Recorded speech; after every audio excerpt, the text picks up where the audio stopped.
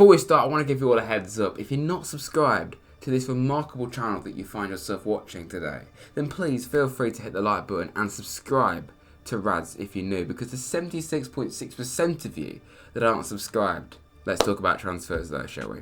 So I always start with transfers in. Unfortunately this week it's not the most glamorous first transfer. It's a backup goalkeeper. Wayne Hennessy joining from Burnley, 35-year-old. He'll be a backup goalkeeper, of course. He's going to have to play at least 2 matches, thankfully against small opposition in Manchester United. He'll be a safe pair of hands, as the saying goes. I think it genuinely does apply though. You know, he's going to play more for Wales than he would for Forest. He's going to be going to the World Cup, so I think we've got a pretty good goalkeeper on our hands here. It's short term, but goalkeepers tend to last quite a while, even when they are 35. So yeah, I'm pretty happy with that one. We have also made one more signing since my last video, last Monday. These are going to be every single Monday until the transfer window closes. However, he isn't going to actually play football for us for at least 6 months. Brandon Aguilera. It's a good first attempt, actually, that I said that correctly. Aguilera. I said it correctly. I actually said it correctly. I'm proud of myself. I'm really proud of myself. Can I just say, if you thought I was going to be able to pronounce this next name, then, well, I'm not Costa Rican or Spanish, so you know what I mean. Alajuelense. That's actually not as bad as I thought it would be, to be honest. He's a young 19-year-old attacking midfielder, exactly what we need. And I tell you what, it's excellent to see the club going out and signing young wonder kids. Let's just say that for all time's sake. It's great to see us doing this, signing players for the future and then immediately letting them out. We're on the brink of signing 2 more players at the very least. And I'm very excited about both of them, particularly one of them, that being Lewis O'Brien and Harry Toffolo. Can I just say, this is honestly beautiful. It's beautiful. The audacity. I just love it. We beat Huddersfield Town in the playoff final. Forest, particularly Huddersfield fans, giving it large to Forest fans. You know, it was doing fireworks after the FA Cup quarterfinals because we got to the FA Cup quarterfinals, I should say. It's quite a bloody big deal. Huddersfield fans weren't very happy with that. Yeah, it became a bit of a ridiculous rivalry. And then just to, you know, the final piece of the jigsaw, signed 2 of their best players for a combined total of 10 million. Both of them combined for 10 million. Dane Murphy and Steve Cooper, you absolute icons. I mean, they were icons anyway, but like, I just think that's really, really funny. But it's also really, really smart as well, because they're 2 really good players. We desperately needed O'Brien. Even though he's never played in the Premier League before, we're not all 100% sure what he'll offer to the team until he plays a number of games. And ultimately, we have signed plenty of players. It's going to take them all time to gel together, which might be a bit of an issue because we're in a higher division. We haven't really got that time, have we? We're chasing after time we don't have, but we have got no choice. It's a little bit similar to Ghana, I guess, in the sense that he can play as a midfielder and then he can also play further up the pitch as well, as he did do that a few times for Town last season. In fact, there was one game, I think I may have mentioned this previously, where he basically played up front for Huddersfield last season. So that's pretty useful that he can do that from time to time. He looks like a really smart player, 23 years of age. I'm really excited to see what O'Brien can do. There's still potential that we could even get James Garner back. I am going to mention that within this exact same point. Of course, he's not going to get regular football at Man United. He's admitted that he would like to come back to Forest if he had to be loaned out, but that's the big stumbling block. We've already got Dean Henderson from Man United, haven't we? So the only way around it really is we put in a loophole with the option to buy in that loan clause, or we try and buy him outright, which will cost quite a bit, but I think it'll be worth it. But when it comes to the Huddersfield lads, Harry Toffolo, in my opinion, we don't need him quite as much as we need O'Brien. I think we could have done without Toffolo.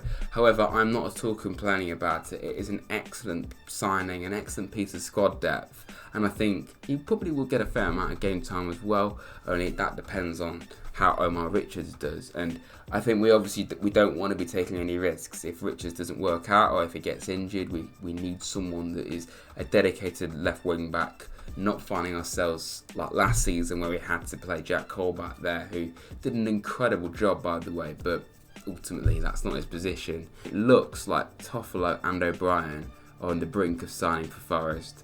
and excellent. I'm not complaining in the slightest. 2 excellent signings there again.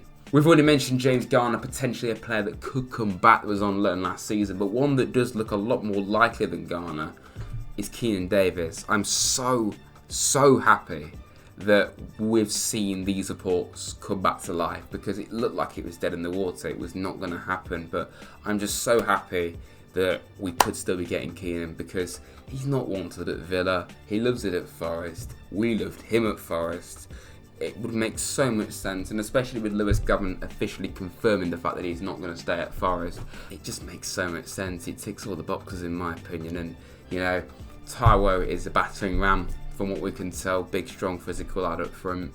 We certainly know we're going to get that from Keenan. Marcus Tavernier.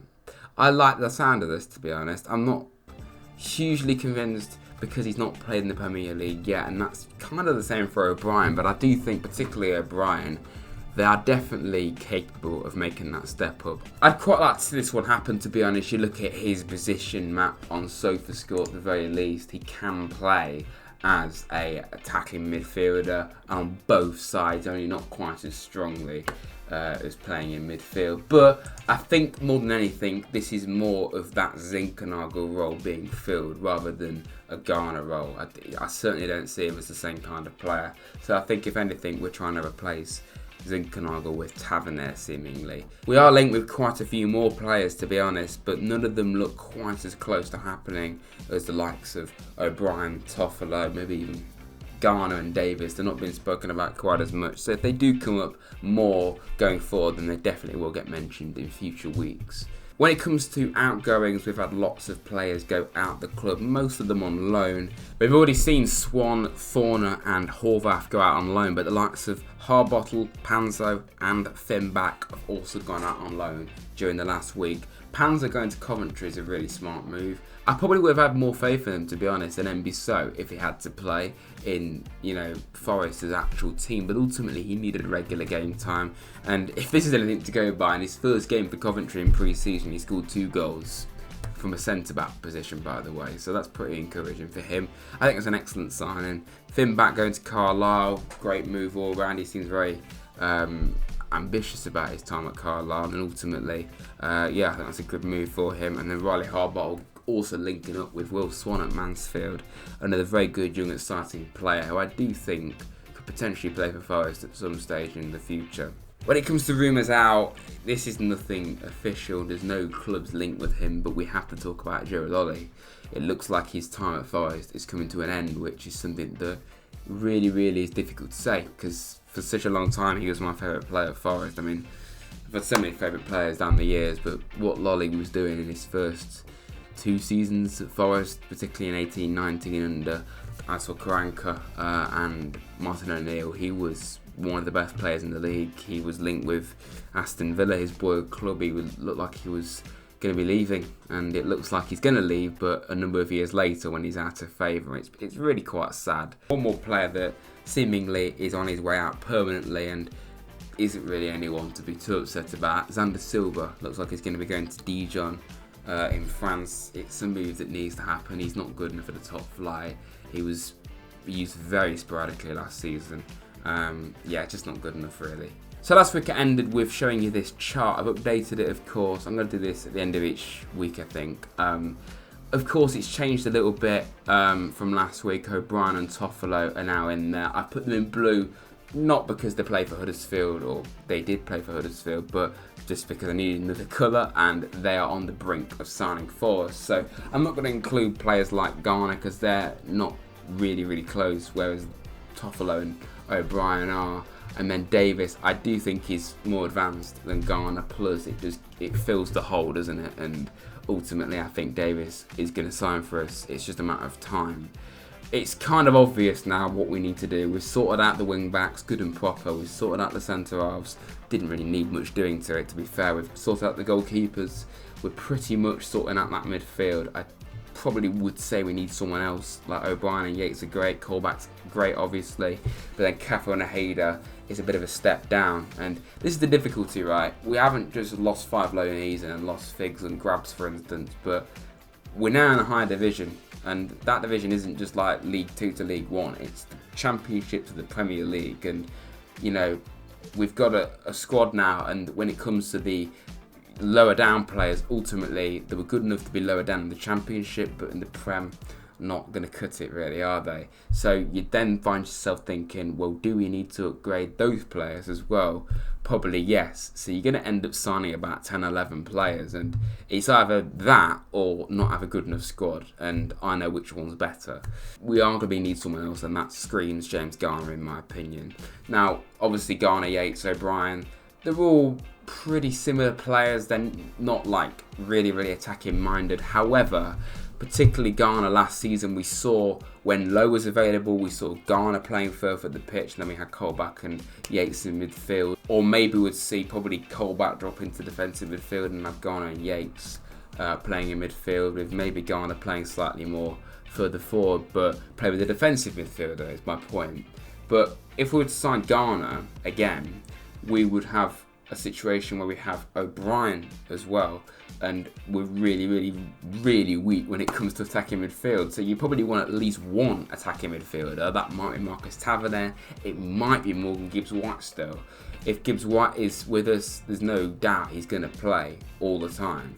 But if we don't sign Gibbs-White, then I think Garner might play in the 10 role, and we say O'Brien and Yates there. But ultimately, we do need at least two more midfielders in my opinion. Garner and an attacking midfielder, and I think we're looking really good then. When it comes to the wide options, ultimately we don't play that many, you know, wingers. We don't really play Silva, Lolly or Mighton, because ultimately we don't really play with wingers, but ultimately none of those are really good enough. Maybe Mighton is, because he's looked pretty good in pre-season, but we need someone else on top of him. And I think that's the good thing about Tavernier.